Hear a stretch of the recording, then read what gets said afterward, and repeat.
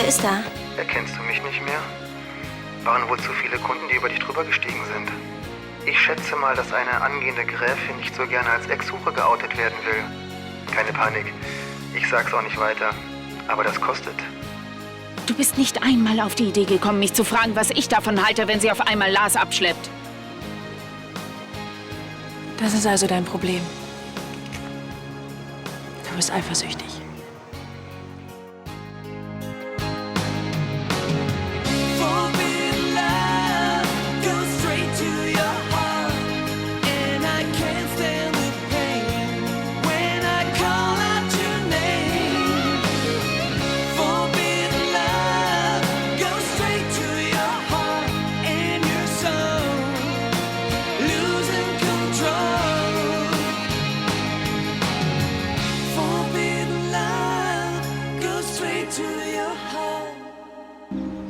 Ich bin nicht eifersüchtig. Was ist dann dein Problem? Du wolltest immer, dass Lars das Kind sieht und dass er Teil unseres Lebens ist. Genau diesen Wunsch hat die Friederike erfüllt. Aber warum besprichst du das dann mit ihr hinter meinem Rücken? Wir sind verheiratet. Wir sollten keine Geheimnisse haben. Du hast mir noch nicht mal erzählt, dass dein verrückter Ex Lisa entführt hat. Das habe ich erst erfahren, als ich aus New York zurück war. Und der Retter Lars, der war die ganze Zeit bei dir. Wer hat da wen ausgeschlossen? Kalle, es bringt doch nichts, alte Geschichten aufzuwärmen. Das sagt die Richtige.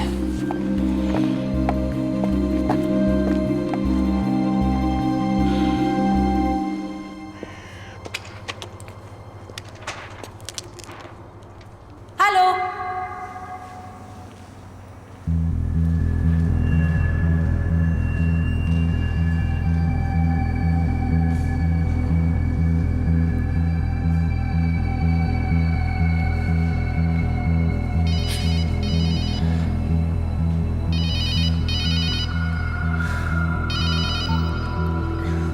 Hallo, Leonard. Hey, ich wollte nur schnell hören, wie es dir geht. Super. Mir geht's prima. Wirklich. Bist du ganz sicher? Gestern Abend hast du nämlich nicht so gut ausgesehen. Na, hör mal, du weißt ja wirklich, was eine Frau hören will. Bei mir ist alles okay. Und jetzt drehe ich eine Runde durch den Park. Mit Nico. Also perfekt, aber dann komm doch trotzdem schnell vor im Krankenhaus vorbei. Ich würde sicherheitshalber gerne deine Blutwerte checken. Mir geht's wirklich gut. Na gut, dann sehen wir uns heute Abend in der WG und sagen Nico lieben Gruß, okay? Was? Nico? Ja, mach ich. Bis später. Ciao. Jetzt komm endlich, du blöder Typ.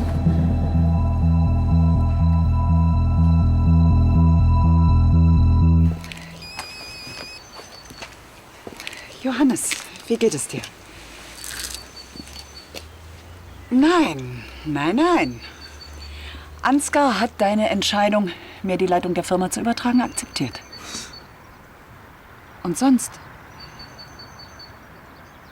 Sonst ist auch alles in Ordnung. Konzentriere du dich darauf, wieder gesund zu werden. Ja, ich liebe dich auch. Tschüss. Was denn?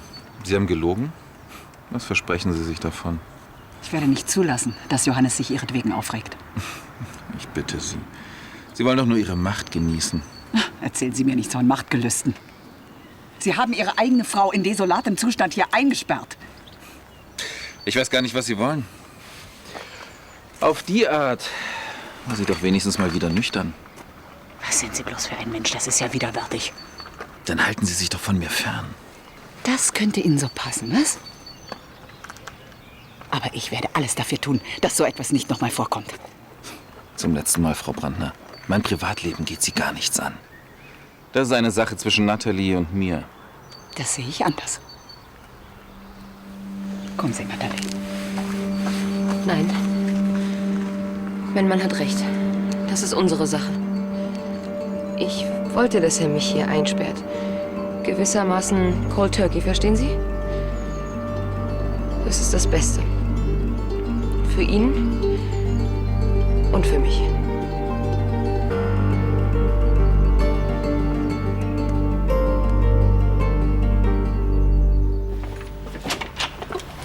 Hallo. Hallo. Ist Lisa da? Die ist im No Limits mit Katja und noch einer Freundin. Oh, wie schade. Dann bin ich ja wohl umsonst gekommen. Ach. Ein Besuch bei mir allein lohnt die Mühe wohl nicht, oder? Papa, natürlich. Aber ich muss gestehen, ich vermisse Lisa. Tja, dann sollten wir so bald wie möglich euer Liebesnest besuchen.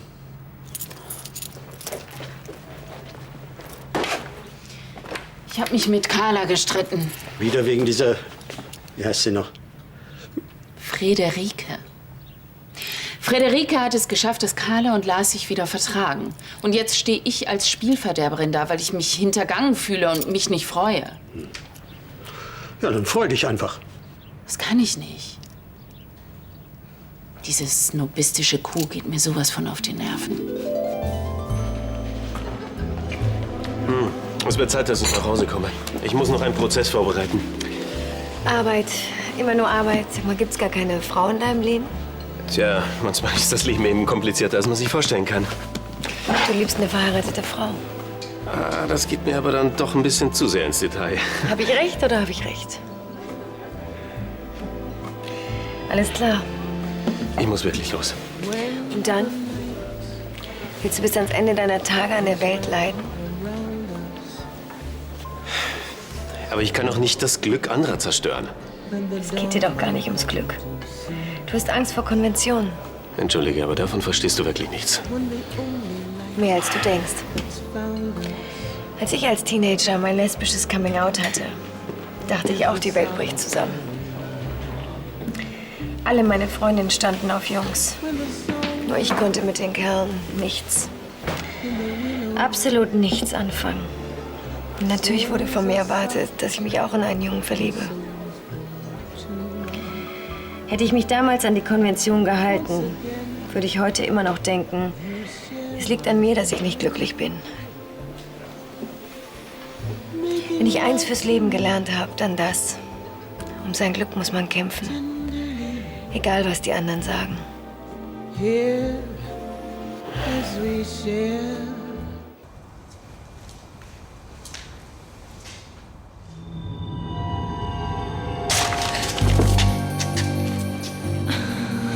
Du, fass mich nicht an. Oh? Früher hast du dich nicht so angestellt. Vergiss früher. Klar. Jetzt hast du ja auch einen Grafen. Hier, das sind 1.000 Euro. Jetzt verschwinde aus meinem Leben. Sekunde. Wenn ich mich recht erinnere, hast du auch immer erst das Geld gezählt.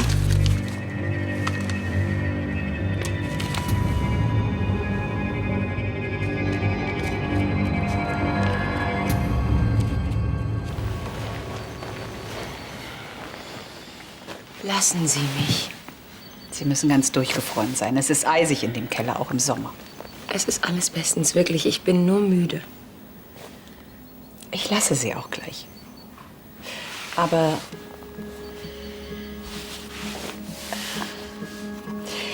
Sie sollten einen Arzt aufsuchen. Wozu? Mir geht's gut, ich bin kerngesund. Ich meine einen Therapeuten. Ich brauche keinen Therapeuten. Ansgar kümmert sich um mich und mein Problem. Ich habe den Eindruck, Ansgar ist Ihr Problem. Was wissen Sie schon davon? Ich bin nicht blind, Nathalie. Er quält Sie und deshalb trinken Sie. Vielleicht habe ich ein paar Mal ein Glas zu viel getrunken, aber deswegen bin ich noch lange keine Säuferin. Nathalie, verstehen Sie mich nicht falsch. Und jetzt lassen Sie mich endlich in Ruhe.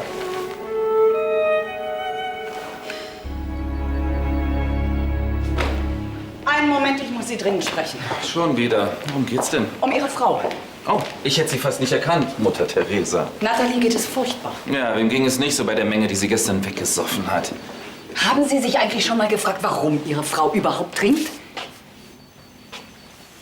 Lassen Sie mich raten. Weil der böse, böse Ansgar sein liebes Frauchen nicht artig behandelt hat. Wie ich mit meiner Frau umgehe, ist ganz allein meine Sache. Nicht solange Sie sie so infam behandeln. Das werde ich nicht dulden. Jetzt passen Sie mal auf, Frau Brandner. Mein Vater war vielleicht so kurzsichtig, Ihnen die Leitung der Firma zu übertragen. Mein Privatleben leite ich immer noch selbst. Ist das klar? Sie haben mich anscheinend überhaupt nicht verstanden. Ihr skandalöses Verhalten ist mit Sicherheit nicht mehr Ihre Privatangelegenheit. Ach, wie darf ich denn das verstehen? Sie haben Nathalie nämlich erst dazu gebracht, dass sie sich betrunken ans Steuer gesetzt und Charlie Schneider angefahren hat. Was wollen Sie mir eigentlich noch anhängen? Das hat Natalie sich ganz allein zuzuschreiben. Natürlich ist dieser Vorfall höchst bedauerlich, aber... Bedauerlich? Charlie hätte tot sein können. Und Sie haben Natalie gezwungen, das Ganze zu vertuschen. Das ist nicht bedauerlich, das ist kriminell. Verdammt nochmal! Jetzt langweilen Sie mich nicht mehr weiter mit Ihrem bürgerlichen, spießigen Ethos. Langweilen werde ich Sie ganz bestimmt nicht.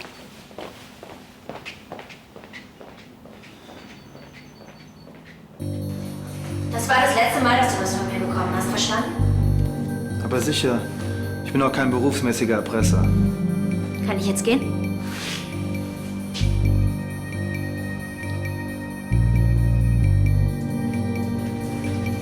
Auf Wiedersehen. Heißes Mäuschen. Auf Nimmerwiedersehen. Ciao, Bella.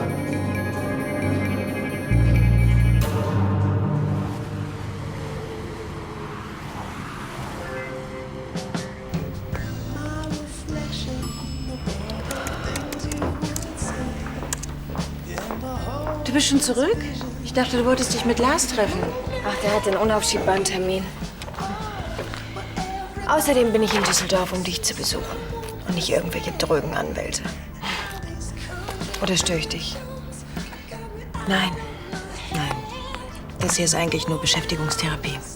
Wieso, was ist denn los? Nichts. Erzähl mir lieber, was du unternommen hast. Ach, das willst du gar nicht wissen. Aber unter einem gelungenen Abend stelle ich mir was anderes vor. Dann ist das wohl heute nicht unser Tag. Ich habe mich mit Susanne gestritten. Schon wieder? Was war denn diesmal los? Es ging um dich und um Lars. Ich dachte, das Thema wäre eigentlich schon vom Tisch, aber ich habe trotzdem wieder damit angefangen. Ich bin mir sicher, du hattest deine Gründe. Ich weiß es nicht. Ich überlege schon die ganze Zeit, ob ich sie nicht anrufen und mich entschuldigen soll. Weißt du noch, was bei Entscheidungsschwäche am besten hilft? Sag bloß, du hast meine legendären Nackenmassagen schon vergessen. Wie könnte ich? Danke, aber ich habe mich schon entschieden. Warte. Entspannt fesselt man sich leichter.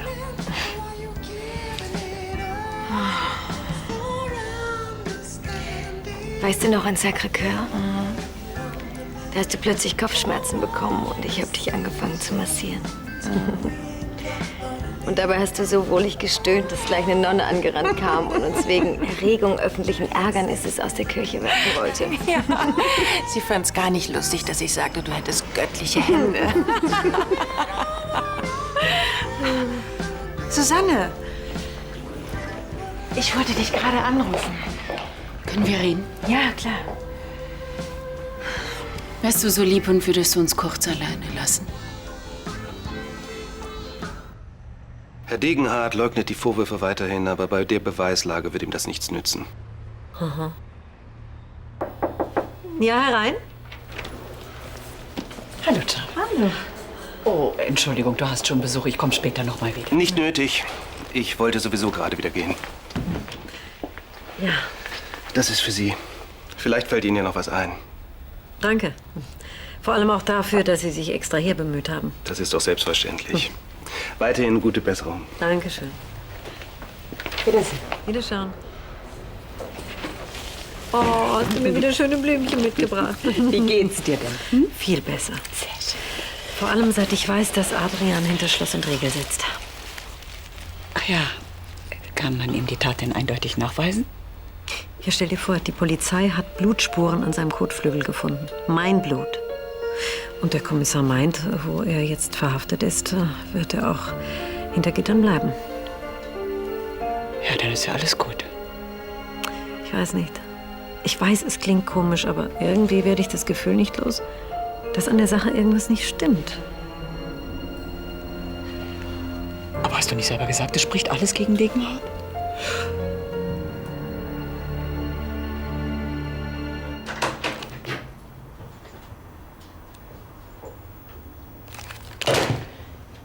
Sag bitte nicht, du hast diesem Freier das Geld gegeben. Mann, du kannst dich doch nicht mit so einem Irren treffen. Da hätte was weiß ich was passieren können. Jetzt mach nicht so eine Welle. Ich habe mich lang genug mit so Typen rumgeschlagen. Und was ist, wenn er nochmal anruft und noch mehr Geld will? Das wird er schon nicht. Jana, warum sprichst du nicht mit Leonard? Nein, auf gar keinen Fall. Aber er würde das verstehen. Er liebt dich. Ja, aber es ist mein Problem. Und wenn dich dieser Kerl weiter erpresst und du irgendwann nicht mehr zahlen kannst? Mann, willst du, dass die Lunchlines auf allen Titelseiten der Klatschpresse landen? Herrgott nochmal, selbst wenn. Dann muss ich eine Lösung finden. Verstehst du? Ich ganz alleine. Jana, warum willst du dir nicht helfen lassen? Das ist Leonard. Kein Wort, verstanden?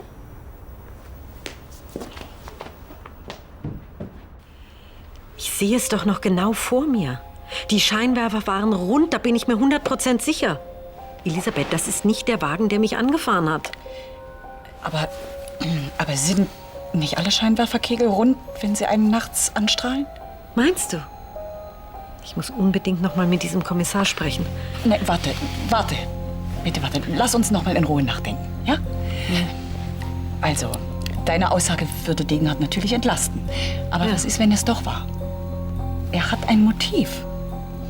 Wenn er weiß, dass du ihm die Dateien gestohlen hast und sie uns gegeben hast.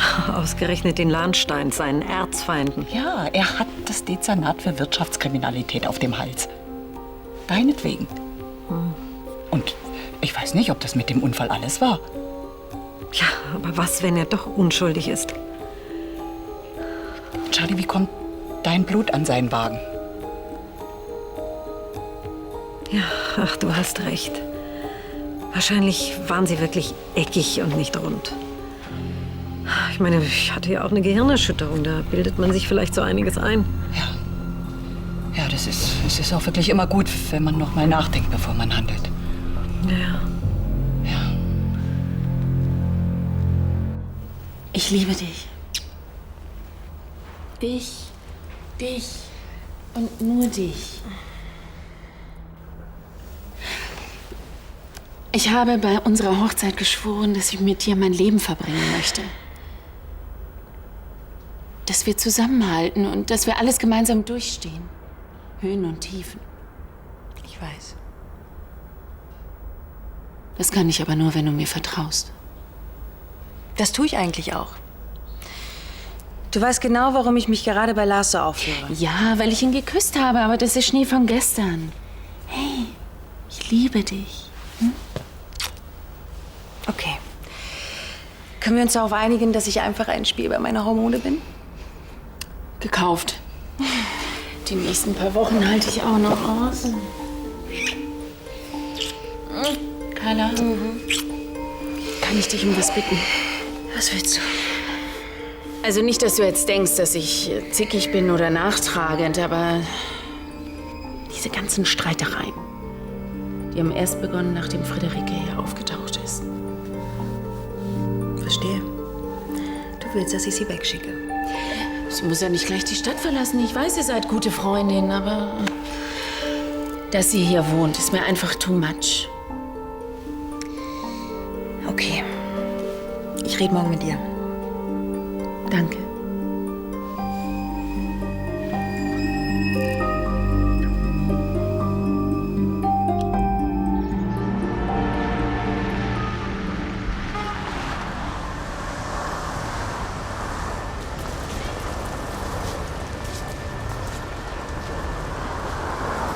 Und?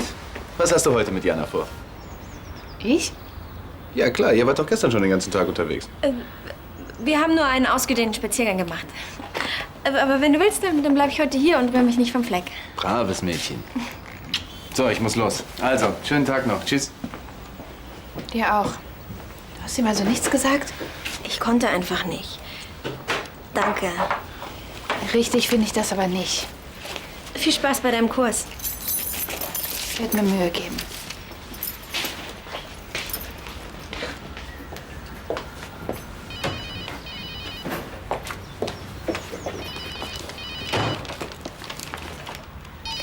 Jana hier? Buongiorno, Bella. Was willst du noch? Rate mal. Ich habe kein Geld mehr. Dann besorg was. Und frag nicht wie. Du bist auch eine Nutte, oder?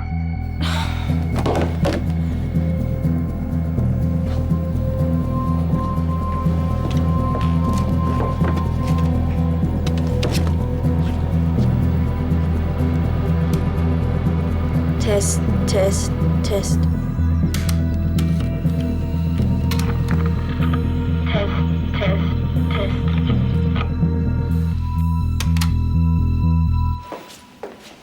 Guten Morgen.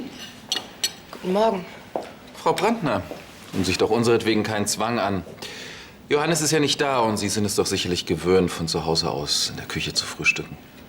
Ich muss Sie sprechen, und zwar sofort. Auf keinen Fall, Sie stören mich beim Frühstück. So überhaupt keine Manieren. Diesmal werden Sie sich stören lassen. Es geht um Charlie Schneiders Unfall.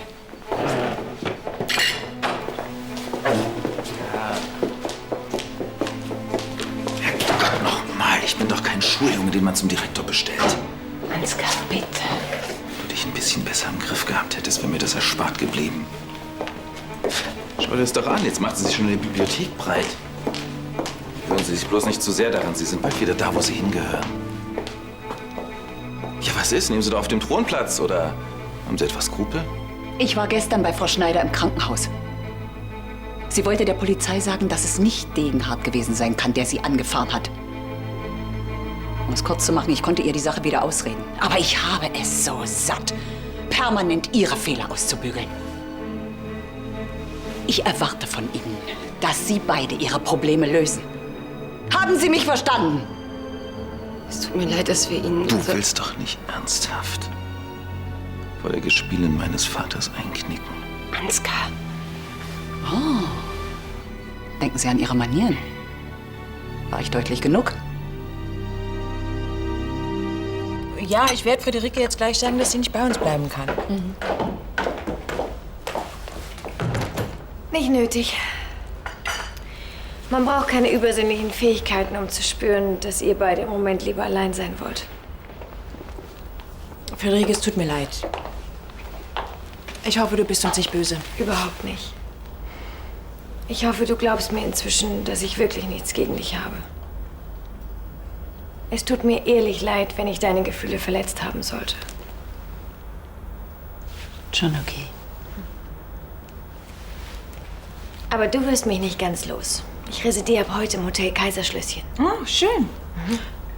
Dann würde ich sagen, dann komme ich zum Lunch zu dir. Das ist ein Wort. Mach's gut. Ciao. Bis dann. Ja.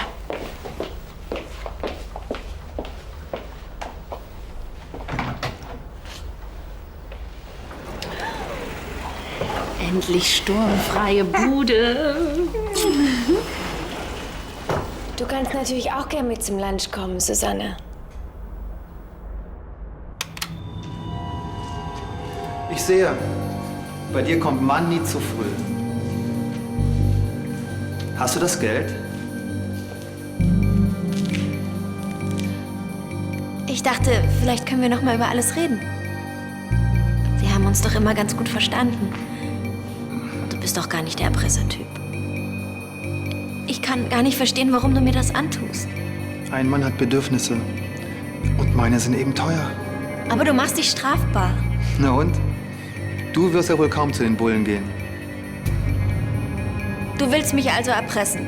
Ja, und jetzt her mit der Kohle. Vergiss es.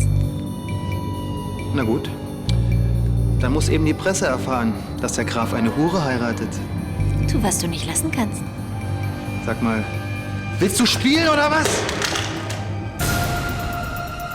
Du miese kleine Ratte. Du wolltest mich linken?